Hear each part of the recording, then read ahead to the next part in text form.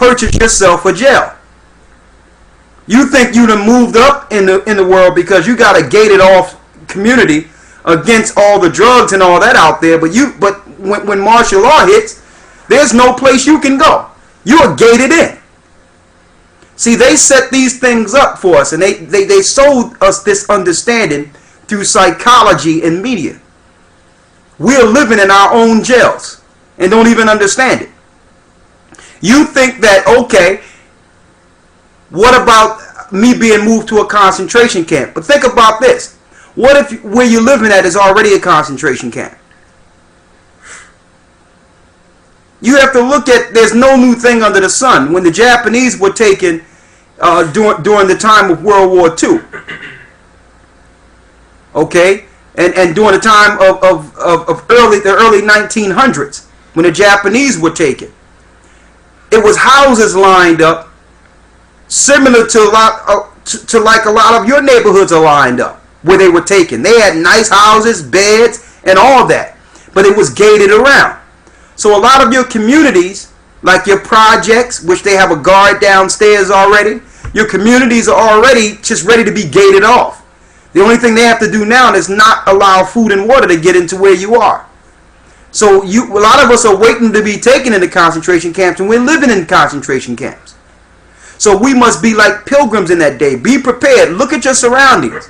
Start looking into things you wouldn't normally look into. If you're going to stick around, look into getting around in different areas. I'm gonna tell you. Sometimes you have to know what's underground, how to escape underground. How to move a manhole out of the way and walk around there for a minute. And all those things. You may have to escape where you are. That's the truth. So you must be aware and become like pilgrims. Be ready to make some moves you would not normally make. The majority of people are just going to go like sheep. Read. Verse 41. He that selleth, let him be as he that fleeth away. He that selleth, let him be like those that fleeth away. What that means is, you must be prepared and not make. You can't make plans based on your personal substance. When I say you can't make plans on your personal substance, you can't say, well, I worked all my life for this, and use that as an excuse not to walk away from it. Anything that you have in this earth, you can buy anywhere. You cannot attach yourself to anything physical in this earth. Anything that you have, the Most High can give it to you any place. Be prepared to walk away from your nice car because it's not yours anyway. If you believe it's yours, stop paying the card note. Your nice house because it's not yours anyway. If you believe it's yours, stop paying the rent. Stop paying the mortgage. Okay? Common sense is nothing belongs to you if you're still paying for it. You own what you paid for, and now no one can take it. That's the power of purchasing. So you don't own anything.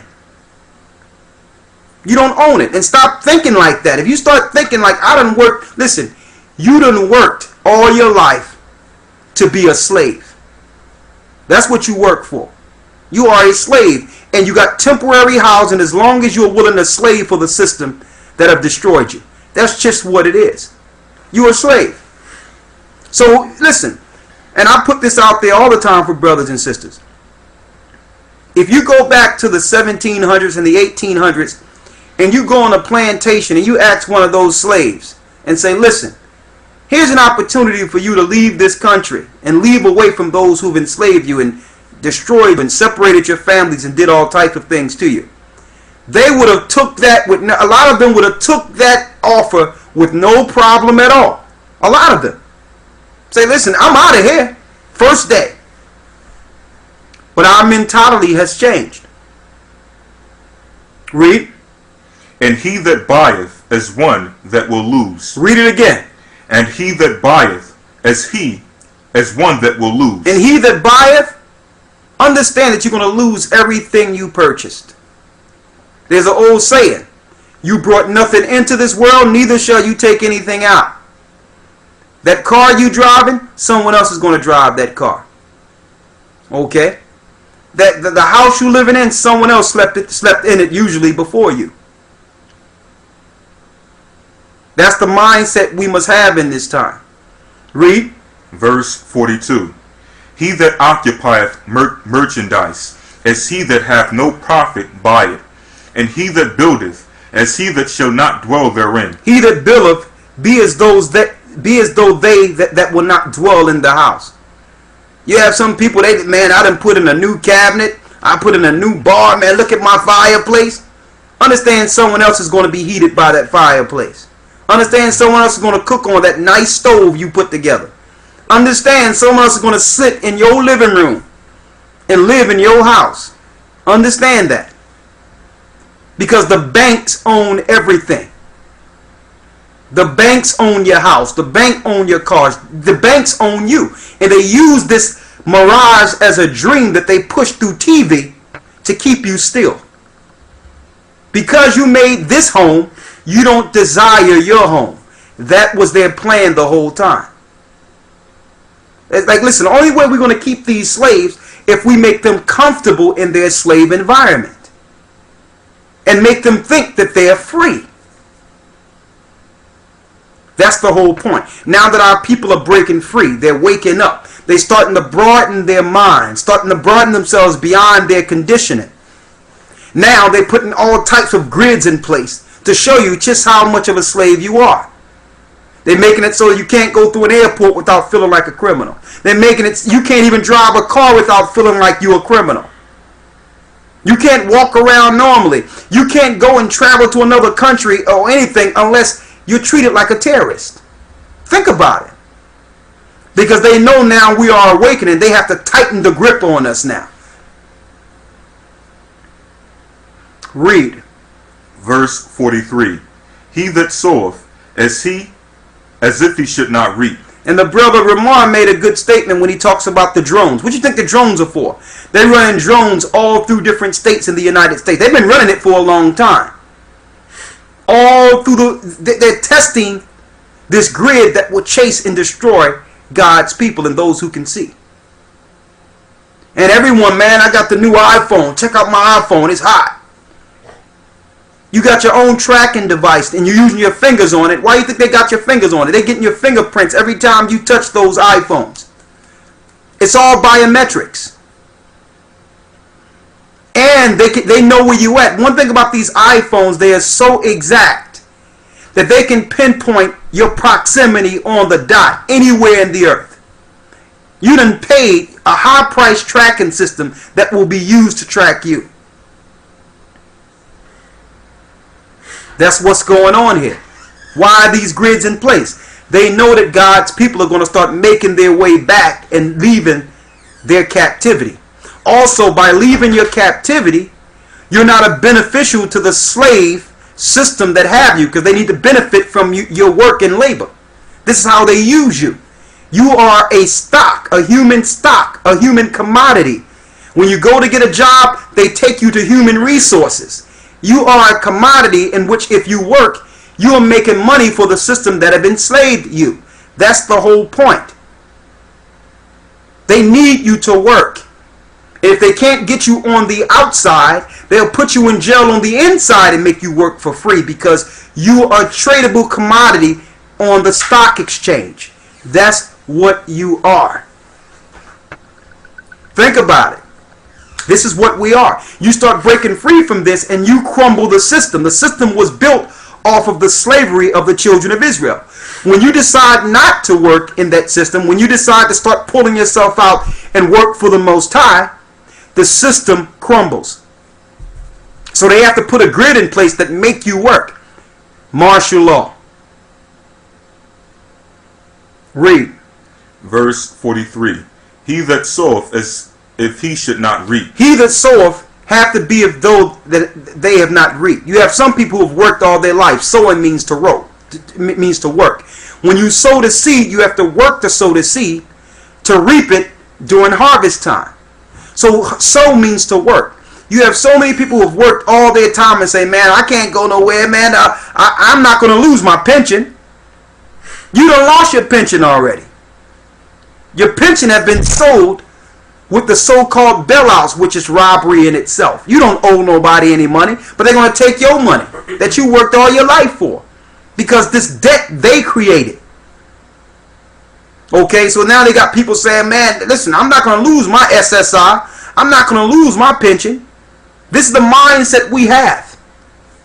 Let me tell you, we came to America with nothing. And look how far the Most High have taken us. So you think the Most High is going to let us go now? You think he's going to not deliver us now?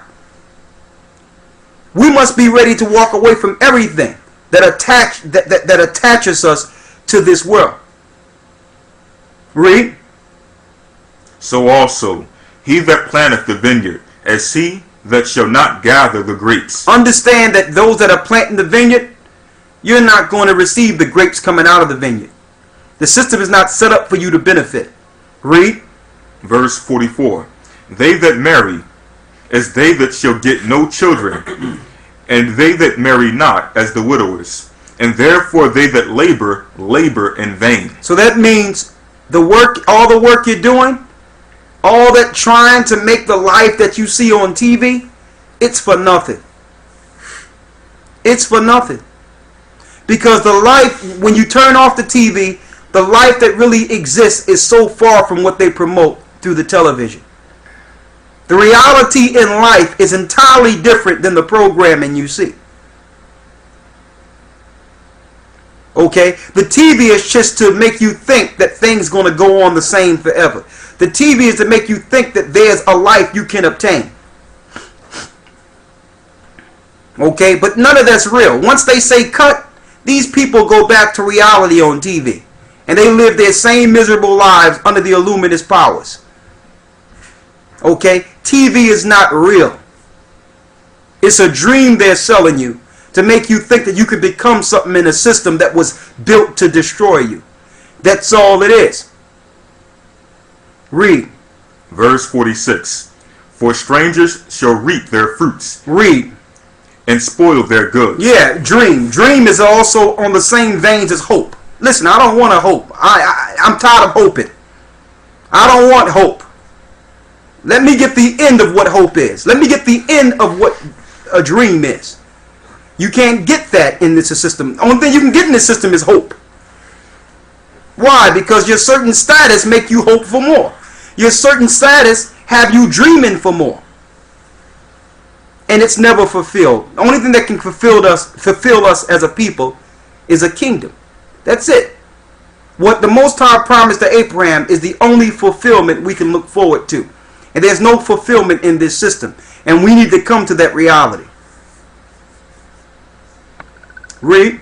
For strangers shall reap their fruits and spoil their goods. Go ahead. Overthrow their houses. Overthrow their houses and do what? And take their children captives. For in captivity and famine shall they get children. And they that... In what? In what? For in captivity and famine shall they get children. Captivity and famine shall they get children. Here is the prophecy concerning the children of Israel.